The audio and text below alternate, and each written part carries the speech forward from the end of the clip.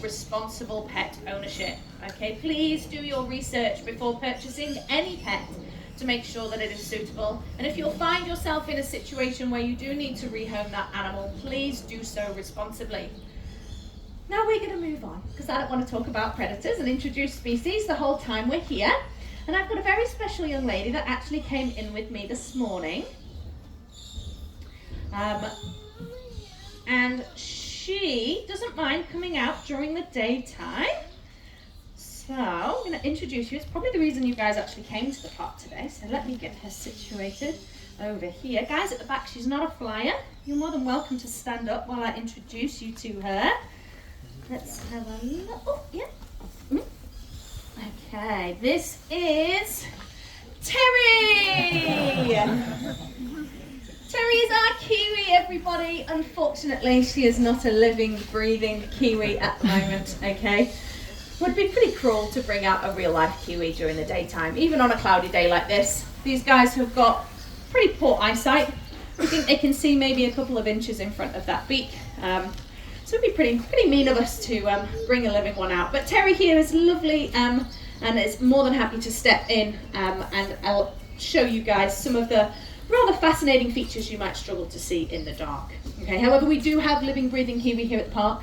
We have a beautiful girl in this Kiwi house right here, and there are 3 fabulous down at the back of the park where that Kiwi encounter is. So you will definitely see one that is alive today.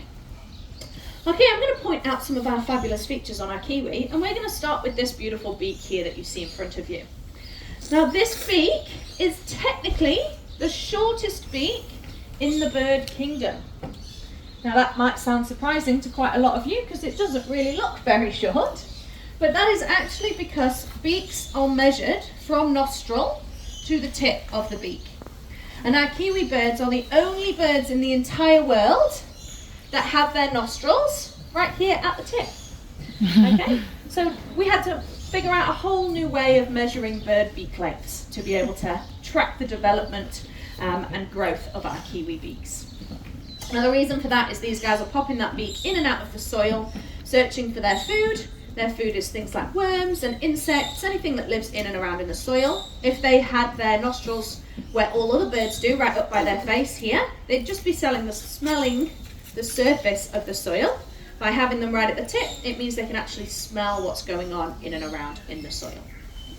I'm going to draw your attention to these beautiful, beautiful feathers on Terry here.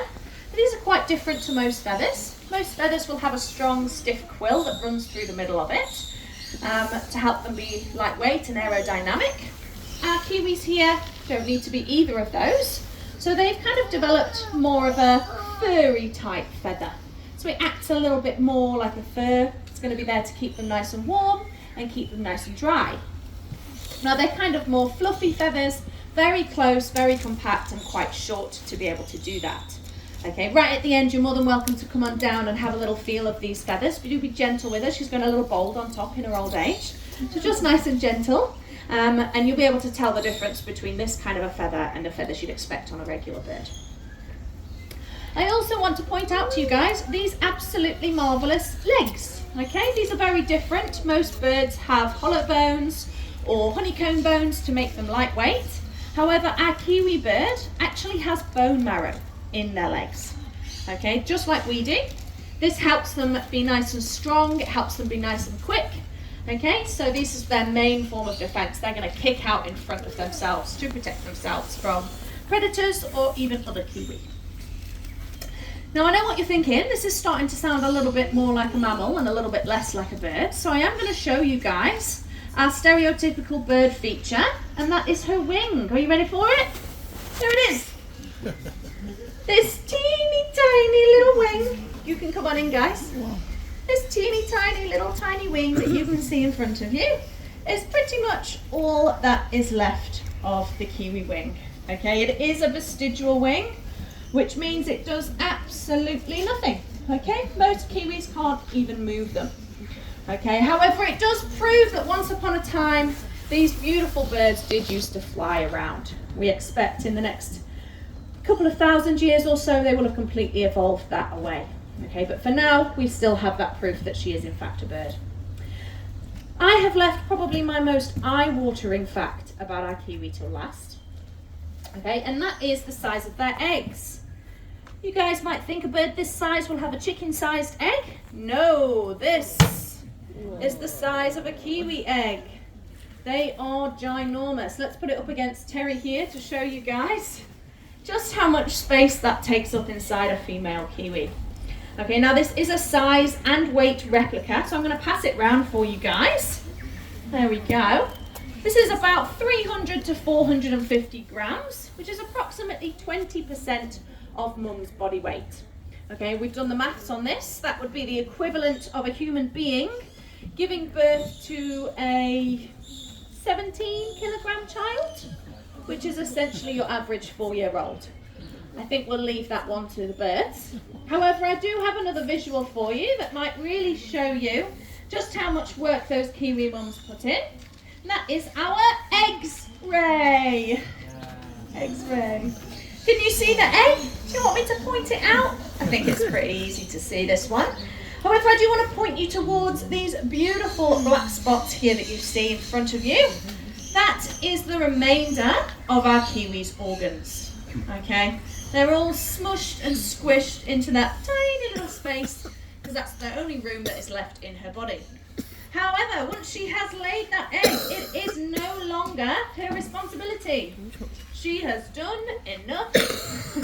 It is now Dad's job to incubate that egg, and he will spend approximately 3 months sitting on that egg and incubating it.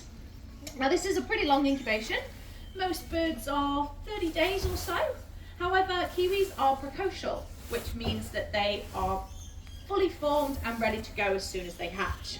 Their eyes are open, their feathers are formed, their legs are working, they're walking within hours after hatching, and they instinctively know everything they need to know without learning anything from mum and dad. However, unfortunately for our baby Kiwi, mum and dad know that. So they will kick baby Kiwi out of the nest approximately 2 weeks after it's hatched.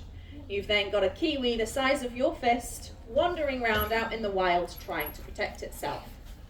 Now this is all well and good back in the day before humans arrived here, but unfortunately we have introduced some species that make it very difficult for our Kiwi. And an egg that hatches in the wild at the moment has a 5% chance of making it to 1 year old. Okay, so that is the work that we are doing here at the park and across New Zealand. We are part of our breed to release program. So we will breed them here until they are about 1.5 kgs in weight, and then we will release them out into the wild. Now this gives them the strength to be able to protect themselves from some of those more stronger, bigger predators. I do have a beautiful video for you guys to have a look at, so you can see exactly